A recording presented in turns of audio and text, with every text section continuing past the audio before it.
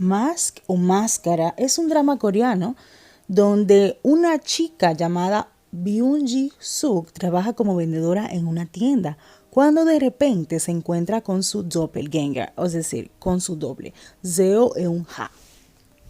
Mientras que la familia de Ji-suk es perseguida por usureros de su padre y hermano, tienen una gran deuda. Por otro lado, Eun-ha es una niña de un congresista y prometida por un heredero de una familia rica llamado Choi Min-woo.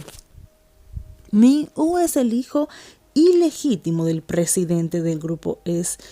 J. Grove y presenta como heredero de una compañía. Con el amargo resentimiento de la esposa del presidente e hija, Mi Yeon, la media hermana de Min-woo, a pesar de que son personas ricas, Min-woo se crió sin amor y afecto de la familia y amigos, sumado a que su futuro matrimonio con Eun-ha es un acuerdo por ambas partes como un acuerdo de mutuo beneficio. Min-woo tampoco sabe que el hombre de Eun-ha está teniendo un romance con el marido de Min Yeon. El manipulador y ambicioso Min Seok-hun. Seok-hun, aquí vemos cómo no se detendrá ante nada para hacer que su cuñado esté loco y para él poder quedarse con la compañía, aunque fuera con amenazas. Lo interesante de este drama es que aunque tenga una historia un poco trillada, que la hemos visto cómo se repite también en Occidente en varias telenovelas como La Usurpadora o La Intrusa,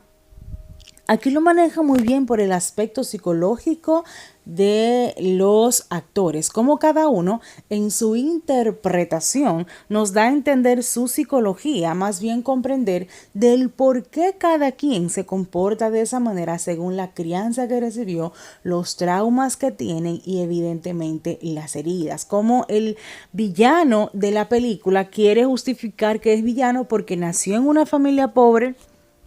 porque fueron injustos con su padre y él, aparte de querer poder, también quiere venganza. De la misma forma como vemos un amor totalmente patológico de la hermana del protagonista, donde ella está tan enamorada de su marido que es una cosa que no importa que él mate, que no importa que él destruya la vida de las personas, ella entiende que el amor es simplemente incondicional. Por eso es bueno la trama, por eso es bueno saber de la forma en que los ricos solo piensan en dinero y como los pobres se pasan toda una vida metiéndose en deudas para poder contribuir en algo, y algunos de estos usureros, que es el caso de este drama, abusan de sus prestaciones y de la misma forma triplican lo que le tienen que pagar para que se pasen todo el tiempo en deuda.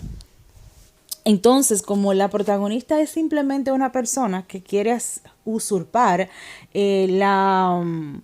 identificación de otra persona, obviamente que ellos al principio notan que hay un cambio muy diferente de una mujer que era súper orgullosa, súper ambiciosa, a una niña que es sumisa y que para ella lo más importante no es el dinero, sino la familia.